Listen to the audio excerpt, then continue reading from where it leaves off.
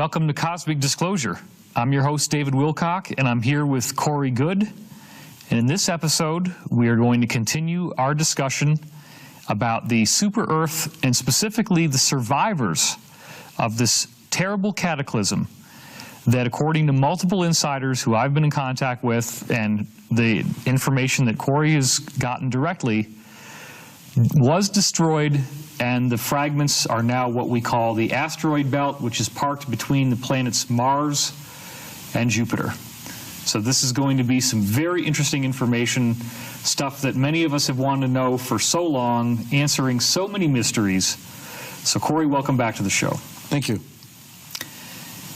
Now, I want to get into what Richard C. Hoagland's top insider, Bruce, was telling me about the nature of the civilization on the super Earth.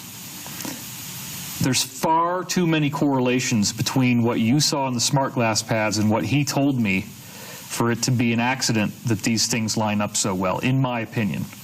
And it was utterly mind-blowing for me when we first started talking in October 2014 in detail how much of the stuff that he had said that you independently could verify from your own first-hand reports. And again, it's difficult to explain to people how much this happens when you start talking to different insiders. I was holding on to so much information that I'd never put online so that people would trust me, so that I would continue to hear more. Also, if it's going to get me killed, if it's going to get me in trouble, then I'm not going to put it out. Whereas now that we've done this, it's time to just open the floodgates and let this stuff come out. I want to go back now to what Bruce revealed about the actual race that was on the super Earth in the first place. First of all, he said that their height was 70 feet. Maybe this is because the planet is larger, so therefore the gravity is different and the beings will be larger in correspondence with a larger planet. Would you say that's possible? Yeah, different barometric pressure, all kinds of stuff. Yeah. He said that this race was extremely technologically advanced. That was the data that they had concluded. And apparently, they were playing around with transhumanism, which is the idea of integrating their human form, because it was a human form, it was just a giant human, 70 foot tall, 70 to 90 foot tall, integrating their human form into some kind of computer internet type of mainframe. If they were tinkering around with something like that, I could see how that would lead to major problems. Another piece of data that he seemed to be very convinced was solid, which I then got validated independently by the space program insider Jacob, was that these people had long since evolved past the need to use verbal communication, that the idea of speaking with their mouths was terribly slow.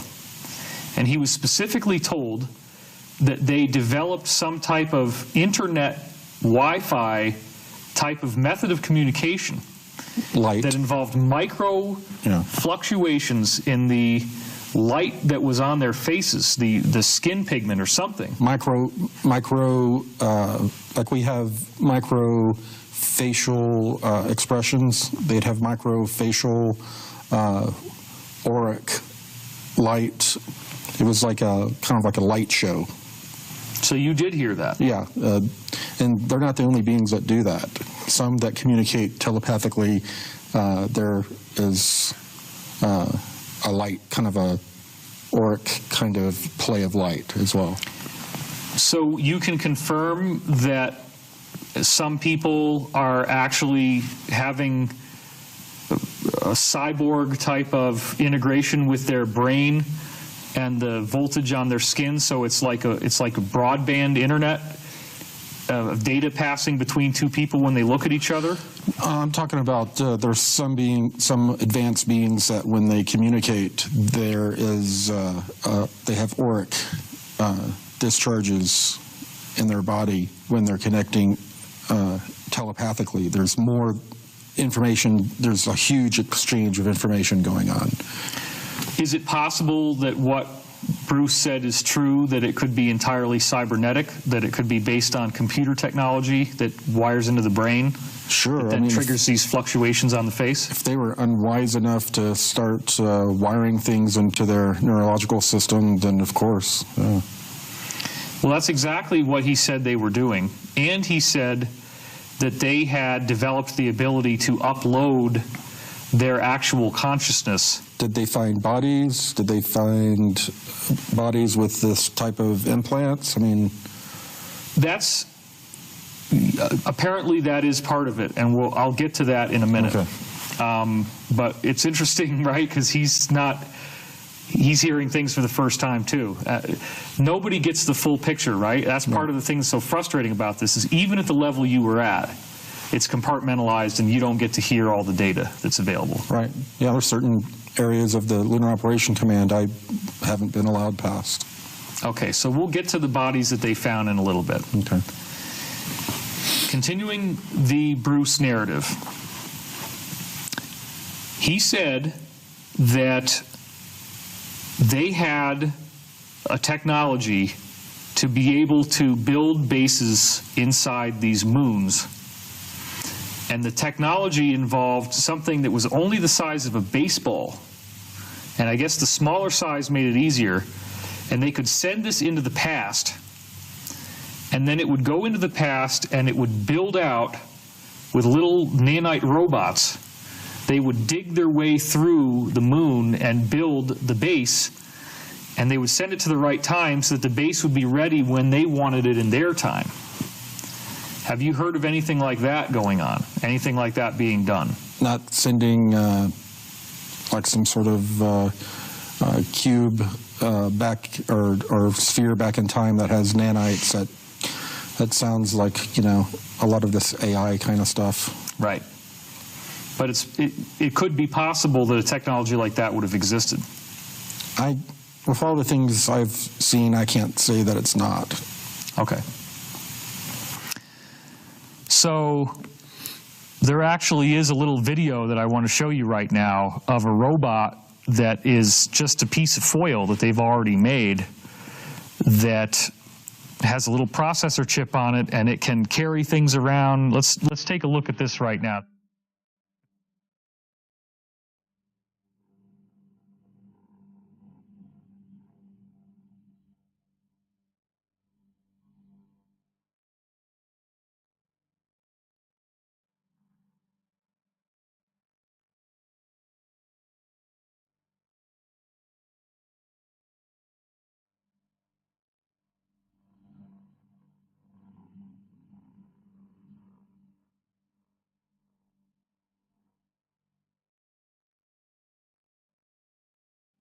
This video creeps me out because if you have these little guys that can just kind of flutter around and carry things and move things and build things, and if they then can develop a replicating ability where they can eat material, and this is what we already have right now. Imagine if our technology is 100 years more advanced, 1,000 years, 10,000 years more advanced. These type of nanites could go crazy, couldn't they? Yeah. Yeah, that, like I said, when it comes to nanites and artificial intelligence, there's a major red flag and issue that everyone in the secret space program and also members of the Super Federation, there's a major problem, a major red flag with that technology. Let's get into the moon now, because that's the focus of this episode. What did you hear about the moon before they moved it to the Earth? There were reports of them building bases so far deep that it came to this artificial material that made up the surface or the fuselage of what the moon was.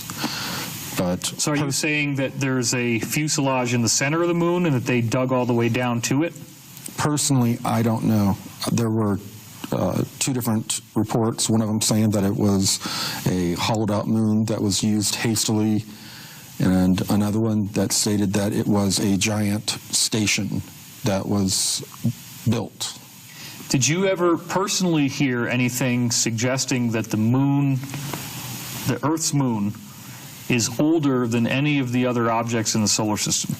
I heard something along the lines, either that it most likely didn't come from our solar system, or that it was too old for the items on the inner solar system, or something along those lines. I don't recall exactly the details, but there was something that didn't match about the geological age.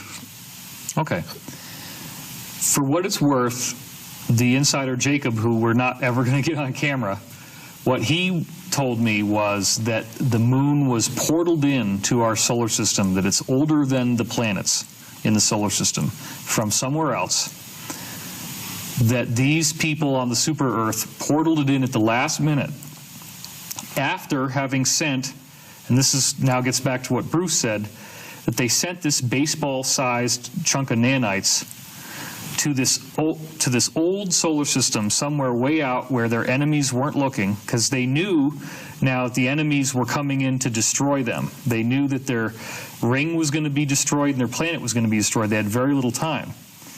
So the story that I heard, for what it's worth, is that this little baseball of nanites was sent to this other ancient solar system, that the moon was over there, that it went way back in time so their enemies wouldn't find it.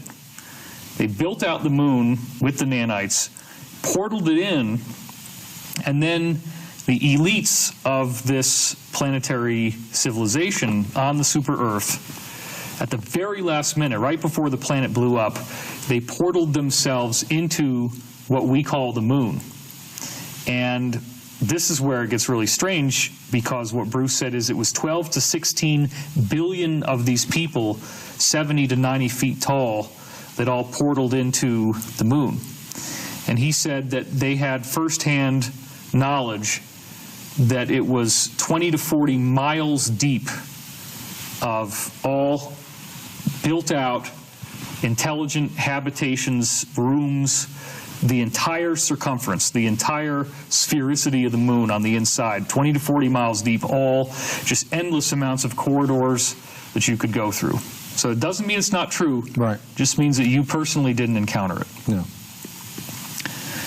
But you did say that you heard that there were some kind of refugees from this catastrophic event, the destruction of the super Earth, that were associated with the moon somehow. Right. That arrived on the moon and came down to the Earth as refugees from one of the great cataclysms. In Bruce's timeline, they spend a long time inside the moon before they actually go to the Earth. So let's just talk about this now. Did you hear that the people were inside the moon or on the surface of the moon when they fled the catastrophe? They said they came in the moon. In the moon. Yeah. That's consistent with what I heard, which was that the moon was getting battered by asteroids. Nobody would have been able to be safe or survive on the surface, so they had to be inside, and that they created a very highly advanced computer course to guide the moon into orbit around the Earth, specifically also because if they didn't find a planet to go around, they were going to get gravitationally captured by the sun and they would be burned up in the sun. And they programmed the orbit around the Earth to create tides and make the Earth into a much more habitable place to live eventually. It wouldn't happen right away. So did you also hear that the moon going around the Earth led to the tides and made it a better place to live? I know that it definitely brought a lot of changes, but there was life before. Yeah, and he said that too. Right. But the tides obviously could be causing a much more dynamic and diverse amount of life on Earth. Right. And make it so the oceans can get a lot larger, that kind of stuff. Right. What he was told was that the Earth was like a swamp and that it was really hot and that there were only shallow seas prior to this happening. Is that also something that you heard? Well, I mean, I heard I've heard basically the whole basic timeline, geology timeline of the Earth that everyone else has heard. It's fairly consistent, except they leave out major and minor cataclysms that happened throughout the history of the Earth. So did you hear that at one time the Earth was swampy and hot and only had shallow seas and wasn't very nice to live on? That it was much different. I didn't hear that it wasn't nice to live on. Okay. So the next thing is, he said that these people, these 12 to 16 billion people that portaled into the moon, which were like the elites of their society, I guess first of all, that little part of the story, that's consistent with the very common breakaway civilization narrative that you've encountered, right? Right. If you have a population of well over 1 trillion people, 12 to 16 billion is a very small number of them, and those people are going to save their own necks when they know that everybody else is doomed. Right. So what he said was that their intel was that the moon was pounded and that most of these people inside the moon all died in that initial event. So by the time the moon got to the Earth, it was very heavily damaged. Is that at all consistent with what you heard? That the moon took severe damage on the way in here? Yes, and it's consistent with the way the damage is lined up on the moon when you look at it. That I don't understand. Could you explain that? There's one side of the moon that has quite a bit more damage, and it's kind of like what happened to Mars a little bit. One side of the moon has had quite a bit more damage to it compared to the other side is more pristine. Well, now, right at the time that he was telling me this and saying it was an authorized disclosure, we start to see all these news reports where what they did is they take the moon and they turn it on a slightly different angle, and these seas, the mares as they're called, these dark areas, all form a square. A big giant square that covers almost the whole face of the moon. You just tilt it a little bit and you look at it and it's a big giant square. Corey, this stuff is mind-blowing. A geometric square should not exist on a natural satellite like that. What do you think we're seeing there? Why would they be telling us this?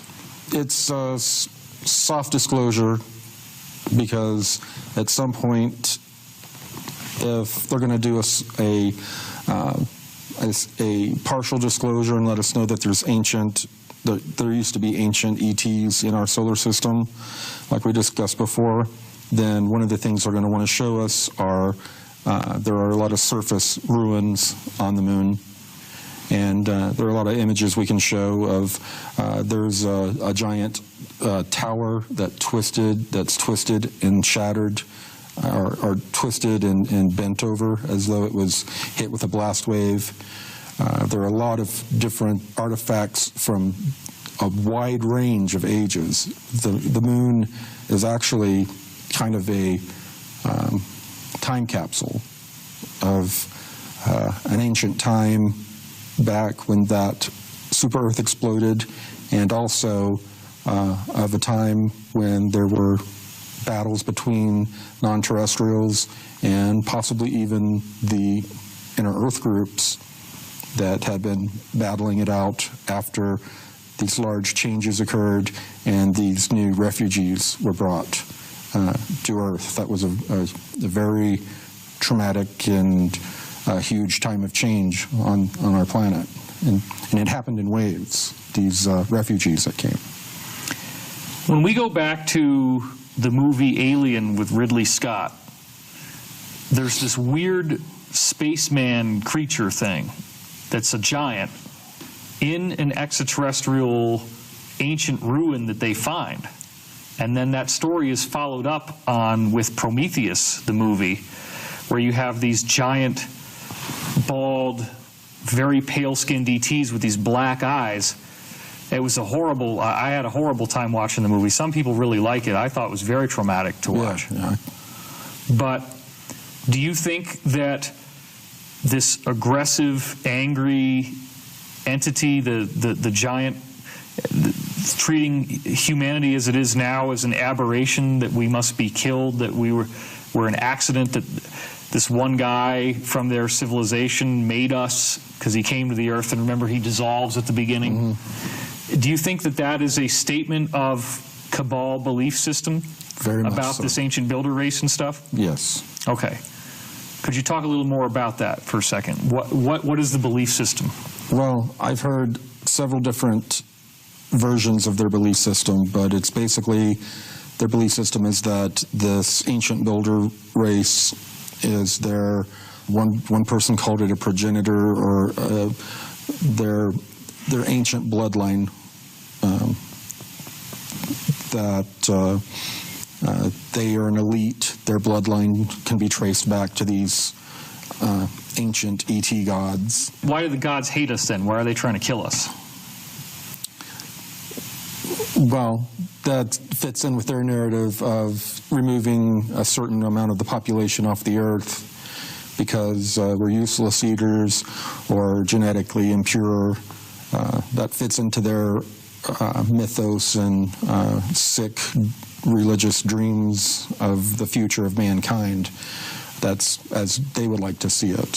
So does a movie like Prometheus, where they go and find these very ancient ruins, is that like a religious sacrament for these people, that it's the closest they feel like they can get to seeing ruins that maybe because they're in the Cabal on Earth they're not actually allowed to see?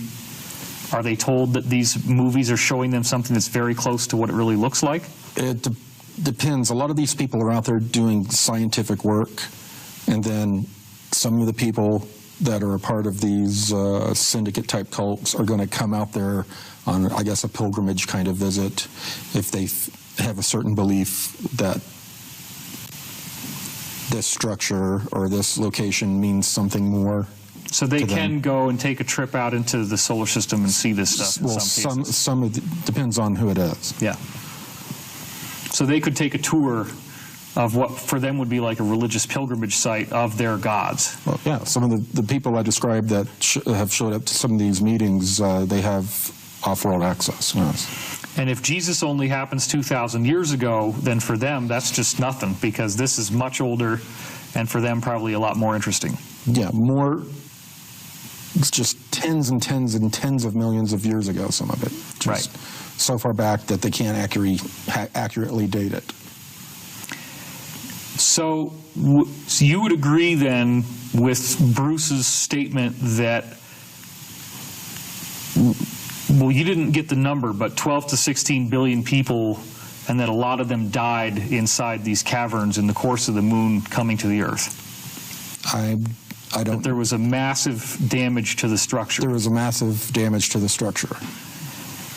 He also said that it was barely functional anymore at that point, that it made it to the Earth, but that a lot of it was really severely damaged and it was nowhere near what it was built to do originally. Yeah. All I know is that it made some sort of tidal lock orbit with the Earth, and now all sorts of ETs have bases there, including us, and there's a lot of mysteries inside the moon that I haven't been made privy to, and that I'm told that it was some sort of escape pod type thing or ark that brought refugees here from a huge cataclysm that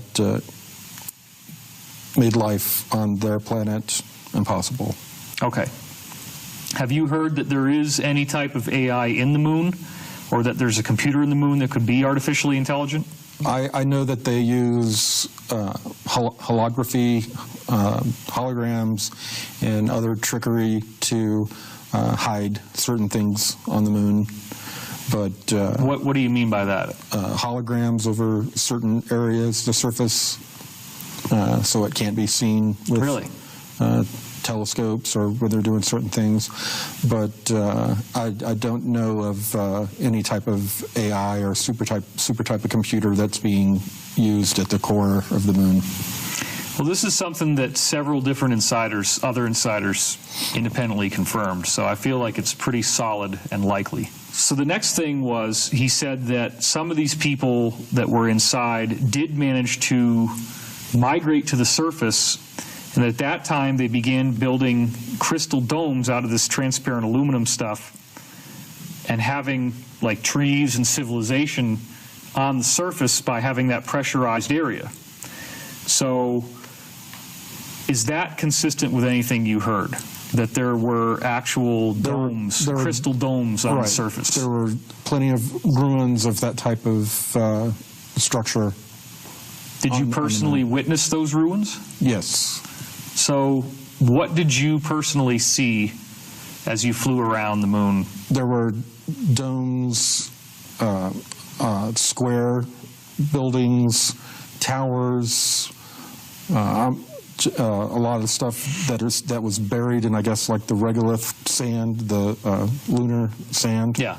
But all that stuff is off limits to people to visit. It's and there's of different eras too. There is damage from different conflicts, and it's off limits to visit. It's held as a reminder of a different time when there was a certain amount of open war before they created these federations and treaties, and before they had all of the diplomatic zones on the moon and all these diplomatic agreements that has prevented most of them from being in open war with each other, even though they have competing programs.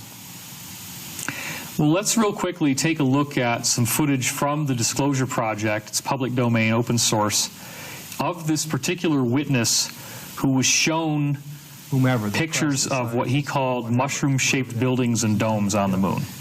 So he was showing me how all this worked, and we walked over to one side of the lab, and he said, by the way, we've discovered a base on the back side of the moon. And I said, whose? What do you mean, whose? He said, yes, we've discovered a base on the back side of the moon. And at that point, I became frightened, and I was a little terrified, thinking to myself that if anybody walks in the room now, I know we're in jeopardy, we're in trouble, because he shouldn't be giving me this information. I was fascinated by it, but I also knew that he was overstepping a boundary that he shouldn't be stepping over. And then he pulled out one of these mosaics and showed this base, which had geometric shapes. There were towers, there were spherical buildings, there were very tall towers, and things that looked somewhat like radar dishes, but they were large structures. So I didn't say any more to him because I was concerned again that somebody was going to come in at any moment, would catch us having this conversation, and we would be in real trouble. So that was the end of it right there. I didn't take it any further than that. I just filed it away. But the interesting thing, every day that I went home, I would think to myself, I can't wait to hear about this on the news, And, so I'd turn on the TV and I'd look at the news to see if they're going to announce, we've discovered a base on the backside of the moon, being really naive, And, of course, here it is 30-some years later, and we still haven't heard about it. So when we include that testimony, we have independent verification of photographs of these things on the moon, and it's a very fascinating piece of collaborative data. But I just want to ask you a couple questions really quickly. First of all, you said you saw glass-looking domes? Yes. Were they smashed? Was like part of the glass smashed out? Yeah, they were not intact. Okay, how thoroughly damaged did they look? They looked very ancient and very damaged. Very damaged. And how transparent were they still? They weren't completely transparent. So they were covered with some degree of dirt and sand or something? Right. You mentioned square buildings. That were the square buildings also made of this transparent material? No, some of them look like they were made of. They look like they were made of some sort of either stone or concrete type of like created material. What about the towers? Were the towers made of that glass-like stuff? Yes, like tall, narrow and then bending back and twisting, like they got hit with a blast wave. Well, there's a lot more to discuss with this story, obviously, but I think the key here is that you did see that whatever the civilization was that built domes and developed on the surface of the moon, that they were very heavily attacked, right? Because this damage was not something that would happen naturally. This was catastrophic damage. It was catastrophic, but I did hear that there were a lot of smaller catastrophes that were happening. I mean, if you have a planet explode in your solar system, it's going to knock things around for a while. So there's going to be problems for a while. So that's a good point. You know, there were problems going on for a while.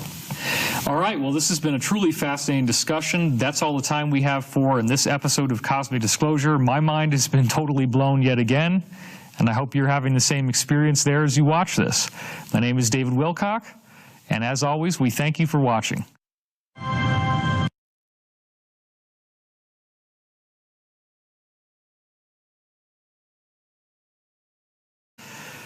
Was destroyed, and the fragments are now what we call the asteroid belt, which is parked between the planets Mars and Jupiter. So this is going to be some very interesting information, stuff that many of us have wanted to know for so long, answering so many mysteries. So Corey, welcome back to the show. Thank you. Now, I want to get into what Richard C. Hoagland's top insider, Bruce, was telling me about the nature of the civilization on the super Earth. There's far too many correlations between what you saw in the smart glass pads and what he told me for it to be an accident that these things come out. I want to go back now to what Bruce revealed about the actual race that was on the super Earth in the first place. First of all, he said that their height was 70 feet. Maybe this is because the planet is larger, so therefore the gravity is different and the beings will be larger in correspondence with a larger planet. Would you say that's possible? Yeah, different barometric pressure, all kinds of stuff. Yeah. He said that this race was extremely technologically advanced. That was the data that they had concluded. And apparently, they were playing around with transhumanism, which is the idea of integrating things line up so well, in my opinion. And it was utterly mind-blowing for me when we first started talking in October 2014 in detail how much of the stuff that he had said that you independently could verify from your own first-hand reports. And again, it's difficult to explain to people how much this happens when you start talking to different insiders. I was holding on to so much information that I'd never put online so that people would trust me, so that I would continue to hear more. Also, if it's going to get me killed, if it's going to get me in trouble, then I'm not going to put it out. Whereas now that we've done this, it's time to just open the floodgates and let this stuff, their human form, because it was a human form, it was just a giant human, 70 foot tall, 70 to 90 foot tall, integrating their human form into some kind of computer internet type of mainframe. If they were tinkering around with something like that, I could see how that would lead to major problems. Another piece of data that he seemed to be very convinced was solid, which I then got validated independently by the space program insider Jacob, was that these people had long since evolved past the need to use verbal communication, that the idea of speaking with their mouths was terribly slow. And he was specific.